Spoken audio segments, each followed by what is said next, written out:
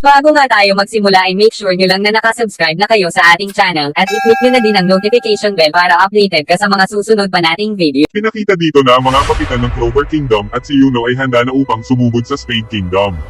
Nagpakita na si Natch at nagtanong si Captain Figolian kung nasaan si Asta. Tumugon si Natch na mahuhuli ng konti si Asta at sinabi naman ni Captain Jack na wala namang umaasa kay Asta. Nagpakita ang mga dati nilang kalaban, si Sally pala ang gumawa ng kanilang kasuotan upang hindi sila mapansin agad ng kalaban. Sinabi ni Maxa na medyo wordo si Sally pero pagdating sa magic items ay maaasahan ito. Tinatanong ni Ziggy ang sarili kung bakit kasama siya sa delikadong misyon na iyon. Inutusan pala siya ng hari na ipakita niya raw ang kanyang kakayahan. Wala daw nagsabi sa kanya na kasama pala siya sa misyon dahil tanging pagpapakasaya lang ang ginawa niya sa loob ng 6 na buwan. Sinabi ni Captain Jack na hindi niya alam kung bakit kasama si Ziggy, tiyakin niya lang na seryosohin nito ang misyon. Sinabi naman ni Natch na isakripisyo na lang ang sarili para sa kaharian dahil alam naman nito ang kakayahan niya. Tinanong ni Lozel kung makakarating daw ba si Asta sa tamang oras, tugon ni Natch ay sigurado raw na magpapakita si Asta.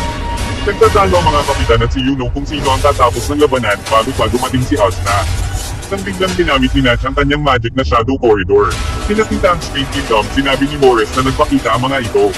Ang tinutukoy ni Morris ay ang grupong resistance na lumalaban sa Dark Triad.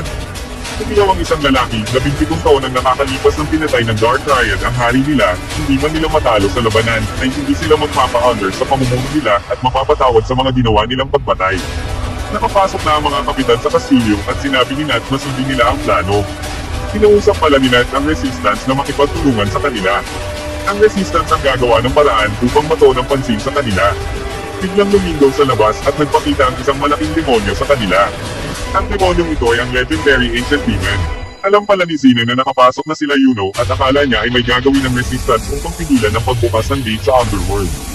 Gagamitin pala dapat nila ang Ancient Demon upang ubusin ang mga tao dahil ang titulo ng mamamayan sa Spade Kingdom ay para sa malakas lang. Nag-aalala si Figolian sa mga resistance at tugon ni Natch ay okay lang sila. Biglang may umatake sa Ancient Demon at napakalakas na fire magic ang kanyang nilabas.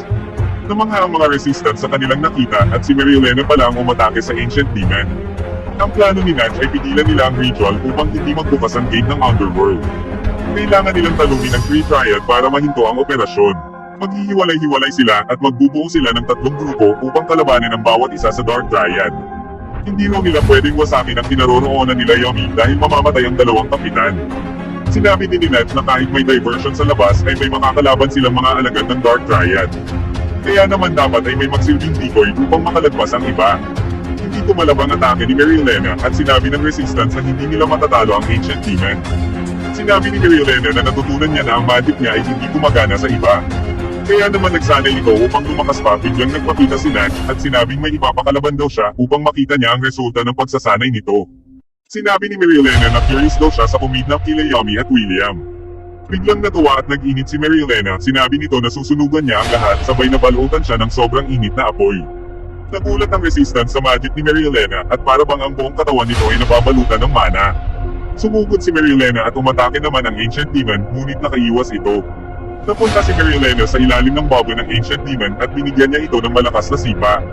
Hahampasin pa siya ng Ancient Demon pero sinupa niya ang kamay nito. Nagpalit ng anyo ulit si Marielena at gumamit siya ng mana zone, naging kulay asol naman ang Bamalot sa kanya.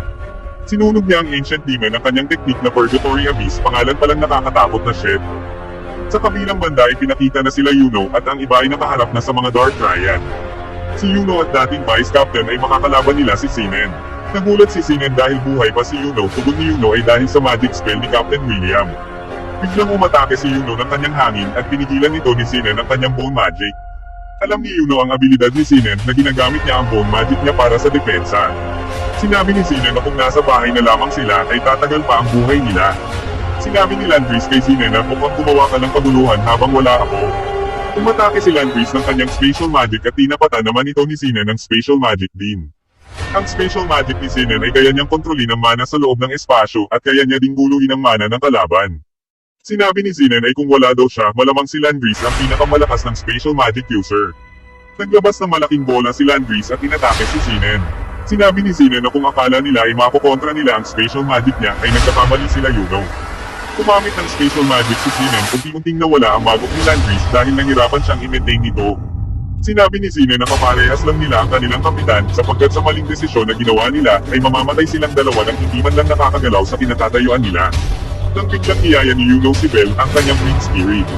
Sinabi ni Bell na walang makakatakas sa kanilang dalawa ni Yuno dahil sa ginawa ni Zine sa kanila noon. Ginamit na nga ni Yuno ang kanyang spirit dive. Kung mapapansin nyo, ang corona ni Yuno dito ay kompleto na. Nagulat si Zine sa pressure na naramdaman niya, ngunit kumpiyansa pa rin siya na hindi makakagamit ng maayos na magic si Yuno dahil sa kanyang spatial magic. Sinabi ni Yuno na siya ang magiging user king at binasat lamang ang magic phone ni Zine. Nagulat si Zine dahil hindi niya kontrol ang mana sa paligid ni Yuno at sinabing mahal siya ng mana. Umatake si Yuno at sinangga ulit ni Zine ng kanyang bone magic. Inulit ni Yuno ang sinabi ni Zine kanina na mamamatay lamang sila nang hindi man lang nakakagalaw, tanong niya kay Zine. Nang biglang nasira ang mga buto at nawasak ang katawan ni Zine. Sinabi ni Yuno kay Zine na mali ka ng sinasabihan at natuwa roon si Landris.